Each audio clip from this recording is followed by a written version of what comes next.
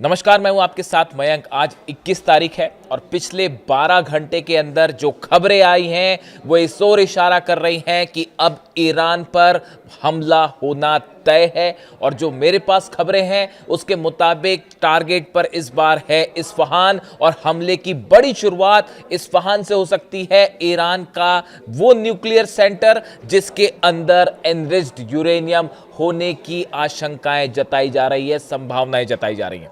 देखिए, 3 बैठक हुई। मैं आपको आज विस्तार से 2-3 मुद्दों पर बात करूंगा, लेकिन पहले 3 ऐसी बैठकें हुई हैं पिछले 12 घंटे के अंदर जिसपे ईरान पर हमले का प्लान तैयार हो चुका है। सबसे बड़ी बैठक हुई है ब्रैड कूपर और जनरल डैन केन के बीच। ब्रैड कूपर जो कि सेंटकॉम के चीफ है, जो हमले करती है यूनिट ईरान के ऊपर हमले करती है जो अमेरिकी सेना, सेंटकॉम जो है उसके चीफ, और दूसरे डैन केन जो chief of joint of staff है अमेरिका के। इन दोनों के बीच बैठक हुई है और हमले का प्लान लॉक कर दिया गया है कि कहां कहां हमले होने हैं। खार्ग आइलैंड पर, केशम आइलैंड पर कैसे हमले होंगे, इस्फहान पर कैसे हमले होंगे, क्या ग्राउंड ऑपरेशन होगा नहीं होगा, ये प्लान तैयार है। इसके अलावा दूसरी बड़ी बैठक होती है अमेरिका और इजराइल के अधिकारियों के बीच। इसमें नेतन्याहू भी शामिल थे और बड़ा प्लान तैयार हुआ कि इजराइल कैसे हमले करेगा, अमेरिका कहां से हमले करेगा, इसको लेकर प्लान तैयार हुआ। उसके बाद तीसरी बैठक होती है नेतन्याहू की अपने आर्मी के ऑफिसर्स के साथ, जिसमें यह प्लान तैयार किया गया है कि अमेरिका किस तरह से स्ट्राइक करेगा। और अब यह तय है, जो खुफिया एजेंसी जिस ओर इशारा कर रही है कि ईरान पर हमला अब तय हो चुका है। लेकिन इस बीच 2 बड़ी खबरें। देखिए, आखिर इतना वक्त क्यों लगाया अमेरिका ने ईरान पर हमला करने को लेकर, एक बहुत बड़ा खुलासा हुआ है। जब ये जंग हुई, करीब 40 दिनों तक ये जंग चली सीज फायर के पहले, उस दौरान लगातार इस तरह की खबरें आई कि ईरान ने जो है वो अमेरिका के कई जेट्स गिरा दिए हैं। खबरें आ रही थी कि अमेरिका के 10 जेट गिरे हैं। फिर उसके बाद खबरें आई कि अमेरिका के 13-14 जेट्स गिर गए हैं। अमेरिका के अखबार, यूरोप के अखबार, हिंदुस्तान का मीडिया इस तरह के दावे कर रहा था कि 10 से 12 अमेरिका के जेट गिरे हैं। उस जंग के बीच में एकमात्र हिंदुस्तान का ये पॉडकास्ट चैनल, मैंने ये दावा किया था कि 25 से 30 अमेरिका के जेट तबाह हो गए हैं। आप मेरा वीडियो उठा के देख लीजिए। मैंने डंके की चोट पर यह दावा किया था कि अभी आप 25 से 30 गिरने की बात है, लेकिन जब ये जंग खत्म होगी उसके बाद जो आंकड़े आएंगे उसको सुनकर आप हैरान रह जाएंगे। और कल अमेरिका की कांग्रेस, मैं अब किसी एजेंसी की बात नहीं कर रहा हूं, अमेरिका की संसद की एक फैक्ट फाइंडिंग कमिटी जो थी, जो रिसर्च कर रही थी, उसने ये बात कही है कि अमेरिका के 42 जेट, 42 जेट्स ईरान ने तबाह किए हैं इस जंग के बीच। ये दावा अमेरिका की संसद की वो कमेटी जो है वो कर रही है। रिसर्च सर्विस रिपोर्ट जो है उसमें आई है। देखिए खबर क्या है, देखिए, US Congressional Research Service report acknowledged that 42 American aircrafts were destroyed और damaged during the war on Iran. America की संसद की जो कमेटी है, रिसर्च सर्विस रिपोर्ट जो दे रही है, इसमें यह दावा कर रही है कि 42 जेट अमेरिका के जो है वो हिट किए ईरान ने, और एक्चुअल नंबर इससे भी ज्यादा हो सकता है। मैंने आपको कहा था, देखिए बड़ी सारी चीजें ऐसी होती हैं, जब आप जंग में किसी चीज का एनालिसिस करते हैं तो आपको बहुत सारी चीजों का डेटा अपने पास रखना पड़ता है। रडार्स पर कितने प्लेन फ्लाई किए हैं, कौन से सेंटर से फाइटर जेट टेक ऑफ कर रहे हैं, F-16 कहां से टेक ऑफ कर रहा है, F-35 कहां से टेक ऑफ कर रहा है, किस जगह पर ईरान के अटैक्स ज़्यादा हैं, कौन से बेसिस पर जो है अटैक, ये सब एनालिसिस करने के बाद इस तरह के जो दावे हैं मैंने रखे थे अपने पॉडकास्ट में कि 25 से 30 जेट ऑलरेडी हिट हो चुके हैं अमेरिका की, और ये संख्या बढ़ सकती है। और ये इस बात की मुहर है, अमेरिका खुद इस बात को मुहर लगा रहा है। बड़े सारे लोगों ने सवाल उठाए मुझ पर कि आप जो बात कह रहे हैं ये आप एग्जेजरेशन कर रहे हैं, बड़ा चढ़ा के आप बता रहे हैं, अमेरिका इतना पावरफुल देश है और ईरान कैसे उसे हरा सकता है, इतना नुकसान कैसे पहुंचा सकता है, आरजीसी के दावे गलत है, इस तरह के तमाम आरोप मेरे पर लगे। लेकिन आज अमेरिका की संसद की ये कमेटी कह रही है कि 42 जेट हिट हुए। खबर एक बार फिर सच साबित हुई। जब ये जंग शुरू हुई थी तब भी ये सवाल उठते थे कि आप जो है ईरान को बढ़ा चढ़ा के दिखा रहे हैं, आप ईरान कैसे मुकाबला करेगा अमेरिका। मैंने तब भी कहा था, बार बार मैं ये बात रिपीट कर रहा हूं कि शाहिद ड्रोन और ईरान की मिसाइल्स बेहद घातक साबित होंगी, और देखिए वही हुआ। और अब ये एक और दावा साबित हुआ है 42 अमेरिकन जेट्स का। दूसरी बड़ी खबर, ये तो अभी अभी की बात है, ज्यादा पुरानी नहीं है। यूएई के न्यूक्लियर सेंटर पर, न्यूक्लियर प्लांट पर अबू धाबी में हमला होता है। इस हमले के बाद अगले दिन मैंने आपको वीडियो बनाया था, आपको याद भी होगा, अभी 2-3 दिन पुरानी ही बात है। मैंने वीडियो बनाया था, मैंने आपको ये कहा था कि ये हमला किसकी तरफ से हुआ है ये साफ नहीं है, ये फॉल्स फ्लैग ऑपरेशन हो सकता है। जो रडार्स बता रहे थे, जो चाइना से खबरें थी, सोर्सेस से बड़ी सारी चीजें होती हैं जो आपको एनालाइज करनी होती है। जो रशिया और चाइना के सैटेलाइट्स जो बात बता रहे थे, वो ये कह रहे थे कि सऊदी अरब का एयर स्पेस ट्रैवल करके ये ड्रोन्स आए थे जिन्होंने अबू धाबी में न्यूक्लियर प्लांट पर हमला किया। और अब ये बात निकल के सामने आ रही है, इस तरह के दावे ईरान कर रहा है कि ये हमले इजराइल ने करवाए थे। इजराइल ने यूएई में अबू धाबी में न्यूक्लियर प्लांट पर हमला नेतन्याहू के कहने पर करवाया गया। इजराइल ने ड्रोन भेज के हमले करवाए गए। इराक में 2 सीक्रेट बेसेस हैं इजराइल के, इस तरह की खबरें हैं। और वहां से ये जेट्स ने ये ड्रोन्स ने टेक ऑफ किया था। जो 3 ड्रोन आए थे, 2 को यूएई ने मार गिराया, तीसरा अबू धाबी में उस जनरेटर पर गिर गया जो न्यूक्लियर प्लांट का था।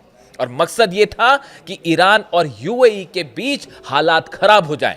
यह कोशिश थी इजराइल की। इस तरह की बात ईरान ने अपने नई रिपोर्ट में कही है, जो कि सैटेलाइट से इमेजेस आई हैं उसके आधार पर। देखिए, मैंने वीडियो बनाया था, आपको मैंने यही सवाल उठाए थे कि आखिर ड्रोन आया। ये बहुत आसान होता है कि कहीं पे भी किसी भी अरब देश पर हमला हुआ, उसके बाद आपने दावे कर दिए। भाई, ईरान ने कोई क्लेम नहीं किया, आईआरजीसी की तरह आपको पैटर्न भी समझना पड़ेगा। ईरान की तरफ से जब भी जो भी हमले हुए, ईरान की सेना उसको क्लेम करती है कि हाँ, हमने अमेरिकी शिप पर हमला किया, हाँ, हमने जो है अमेरिकी एयरप्लेन को गिरा दिया। इस तरह के दावे ईरान की सेना अपनी तरफ से करती है। लेकिन यूएई पर जब हमला होता है, न्यूक्लियर सेंटर पर जब हमला हुआ, न्यूक्लियर प्लांट के बीच, एक तो अचानक से बीच में हमला हो गया, कुछ इस तरह की कोई घटनाक्रम तो था नहीं, लेकिन वो हमला हो जाता है। उसके बाद आईआरजीसी की तरफ से कोई बयान नहीं आया, यहां तक कि यूएई ने भी कुछ नहीं कहा कि ये ईरान ने हमला किया या नहीं किया। इस तरह की खबरें आ रही थी कि हूती ने करा दिया होगा हमला, इस तरह की खबरें चल रही थी। लेकिन देखिए, कोई भी चीज़ छुपती नहीं है। सैटेलाइट्स जो है चाइना के भी, रशिया के भी, वो एक एक चप्पे चप्पे पे मिडिल ईस्ट पे है, और हर चीज़ जो निकल के सामने आ जाती है। और अब जो बताया जाता है कि इसको समझने के बाद जो चीज़ें निकल के आई कि ये हमला इजराइल की तरफ से करवाया गया था, ऐसा दावा ईरान कर रहा है। देखिए, इंटरेस्टिंग बात देखिए। और यूएई में न्यूक्लियर सेंटर पर जब हमला हुआ, उसके बाद जब ये स्थिति बनी कि डोनाल्ड ट्रंप का बयान आता है, क्या बयान आया कि भाई मैं हमला करने जा रहा था, हम तैयार थे हमला करने के लिए, लेकिन सऊदी ने कहा, कतर ने कहा और यूएई ने कहा, इसलिए मैंने हमला टाल दिया। अब आप खुद सोचिए, अगर यूएई के न्यूक्लियर पावर प्लांट पर ईरान ने हमला करवाया होता, तो यूएई अमेरिका को हमला करने कहता या रोकने कहता? लेकिन यूएई की तरफ से बताया जाता है कि हमला रोकने के लिए कहा गया अमेरिका को। वजह यह थी कि यूएई के पास भी यह सबूत थे कि यह हमला ईरान ने नहीं किया और यह फॉल्स फ्लैग ऑपरेशन था। मैंने अपने वीडियो में मैंने आपको बात बताई थी कि अरब देशों को ईरान से भिड़ा के इस पूरे इलाके में अपना प्रभुत्व जमाने की कोशिश हो रही है, और कौन कहां कैसे हमला कर रहा है इसके बारे में कोई साफ रिपोर्ट सब तक सामने नहीं आई। आप विश्वास मत कीजिए। और देखिए, वही बात निकल के सामने आ रही है। दूसरा बड़ा दावा जो है वो सही साबित हो रहा है कि फॉल्स फ्लैग ऑपरेशन था। अब देखिए, तीसरी बड़ी बात, ये जो हमले बार बार जो खबर आ रही है कि हमले जो हैं होने जा रहे थे, लेकिन इतना टाइम डोनाल्ड ट्रंप ने क्यों लिया? इसकी बहुत बड़ी वजह है ये जो 42 एयरक्राफ्ट गिरे हैं अमेरिका के या हिट किए ईरान ने। इसके बाद अब रिपोर्ट ये है पेंटागन की कि अगर अमेरिका के जेट्स हमला करते हैं तो बड़ी संख्या में रशिया ने और चीन ने अपना defence system, defence missiles provide कर दी हैं ईरान को इस सीज फायर के दौरान। ऐसी खबरें हैं। और ईरान ने अमेरिकन जेट्स का एक एक मूवमेंट जो है वो समझने की कोशिश की कि अमेरिकी जेट जब हमला करते हैं तो वो कहां से टेक ऑफ करते हैं, कितना मिनट लेते हैं हमला करने में, उनमें हवा में रिफ्यूलिंग कब की जाती है, कितने समय तक फ्यूल अवेलेबल होता है, रिफ्यूलिंग कैसे होती है, कौन से जेट रिफ्यूलिंग करते हैं, जो जेट रिफ्यूलिंग करते हैं KC-135 वो कहां से उड़ते हैं, इन्हें राउंड अबाउट लेने में कितना टाइम लगता है। एक एक चीज की जानकारी ईरान के पास है और पेंटागन को यह पता है कि अगर अब की बार हमला होता है तो हो सकता है ये 42 इस बार गिरे, अगली बार 100 से ज्यादा अमेरिकन प्लेन्स गिर जाएं। बिल्कुल आश्चर्य की बात नहीं होगी।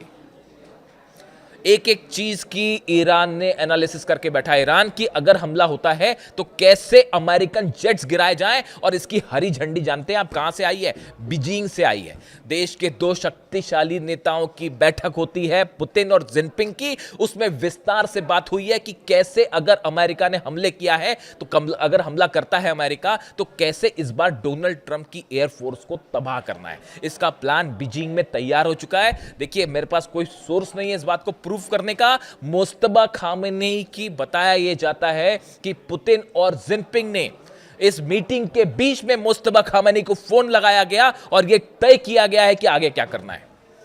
संभवतः एक खबर बाहर आएगी तो उसके बारे में हम डिटेल में ऑथेंटिक जैसी ये खबर सामने आ जाएगी तो बात करेंगे।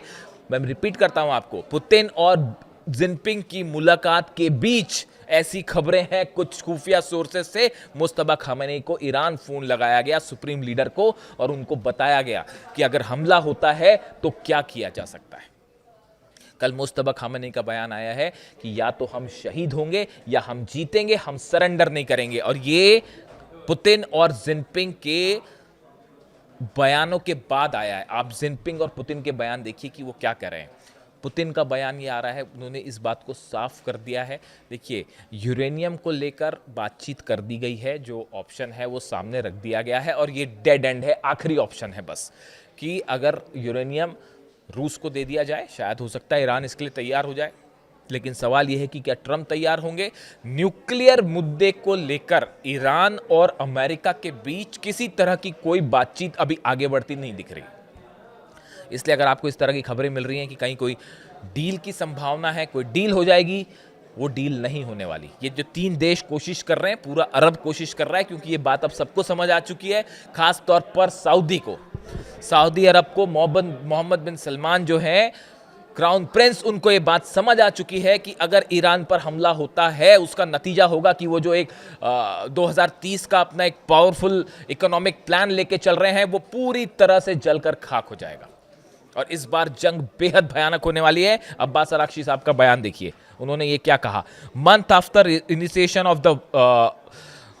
after initiation of war on Iran, US Congress acknowledges loss of dozens of aircraft worth billions. Our powerful armed forces are confirmed as first to strike down a touted F-35. Abbas Araghchi साहब ने कहा कि भैया हमारी जो सेना है उसने पहली बार जो F-35 जिसके बड़े गुणगान गाए जाते थे, हमने पहला F-35 डाउन किया है और ये ईरान की सेना ने कर दिखाया।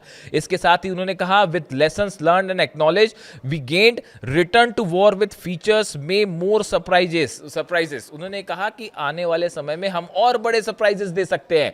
ये इशारा है एक बार अब्बास अरागची साहब विदेश मंत्री का ये कहना। बार बार देखिए ईरान की तरफ से बात कही जा रही है कि अगर अमेरिका ने हमला किया तो बड़ा सरप्राइज दिया जाएगा। ये बड़ा सरप्राइज क्या हो सकता है? क्या ये बड़ा सरप्राइज, ये जो 42 जेट गिरे, क्या इसी अंदाज में डिफेंस सिस्टम के जरिए जवाब दिया जाएगा? क्या बाबल मंदेब बंद कर दिया जाएगा, या फिर उस मिसाइल्स का इस्तेमाल किया जाएगा जिनकी रेंज पिछली मार के मुताबिक और ज्यादा है? और क्या नए ठिकाने निशाने पर होंगे? अरब तो पूरा जलेगा ही जलेगा, इसमें तो कोई शक ही नहीं है। तो ये इस ओर इशारा कर रहा है कि अगर जंग है तो अगर जंग होती है, अमेरिका हमला करता है, तो इस बार शायद पिछली बार के मुकाबले और घातक जंग देखने को मिले। इसमें कोई शक नहीं है कि कम से कम मिडिल ईस्ट में अब वर्ल्ड ऑर्डर बदल चुका है। यहाँ पे पुतिन, जिनपिंग और ईरान की परमिशन के बिना अब किसी तरह का कोई फैसला नहीं दिया जा सकता। हॉर्मुज में दोनों के जहाज आमने सामने खड़े हुए हैं। ईरान ने ऐलान कर दिया है कि पूरे हॉर्मूज पर अब हमारा अधिकार होगा। पहले तो हमने छोड़ रखा था, यहाँ से इंटरनेशनल एरिया छोड़ रखा था जहाँ से जहाज़ निकल रहे थे, लेकिन अब यहाँ से कोई भी जहाज़ हमारे नियमों के मुताबिक ही क्रॉस होगा और जैसा ईरान की सेना चाह रही है उसके मुताबिक ही क्रॉस होगा। बात नंबर 1। बात नंबर 2, जेडी वेंस का एक बयान आया है। जेडी वेंस ये कह रहे हैं कि अगर ईरान के पास परमाणु बम आ गया तो और देश भी परमाणु बम बना लेंगे। जैसे सऊदी अरब कहता है कि अगर ईरान ने किसी तरह का कोई एक्सप्लोजन किया तो हम भी फौरन करेंगे। यानी हकीकत यह है कि पूरे मिडिल ईस्ट में इस समय एक तरफ डोनाल्ड ट्रंप है और इजराइल है और दूसरी तरफ अरब देश हैं जो कि हमला करने के पक्ष में नहीं है, और तीसरी तरफ जो है ईरान है, रूस है और जिनपिंग है। और इन तीनों का पलड़ा बहुत भारी है इस समय, और किसी भी तरह का हमला डोनाल्ड ट्रंप के लिए बड़ा नुकसानदेह साबित हो सकता है, खासकर उनके मिड टर्म पोल्स के लिए जिसमें उनकी हार तय मानी जा रही है। कल तो ये प्रस्ताव भी उनके खिलाफ जो है पास हो गया सीनेट में, और कई रिपब्लिकन सांसद जो है उन्होंने अगेंस्ट जाके वोटिंग दे दी, जो कि लिमिट करते हैं अमेरिका के राष्ट्रपति के अधिकारों को। यानी कुल मिला के हालात ये हैं कि एक तरफ जंग की बड़ी तैयारी पूरी हो चुकी है और इंतज़ार सिर्फ इस बात का है कि क्या आखिरी वक्त में किसी तरह का जो अरब देशों की तरफ से कोशिश हो रही है कि कुछ बातचीत शुरू की जाए या किसी डील तक पहुंचा जाए, क्या मामला उस दिशा में जाएगा या जैसा ईरान कह रहा है कि या तो शहीद होंगे या जीतेंगे। जो अपडेट होगा आप तक पहुंचाऊंगा। Thank you so much.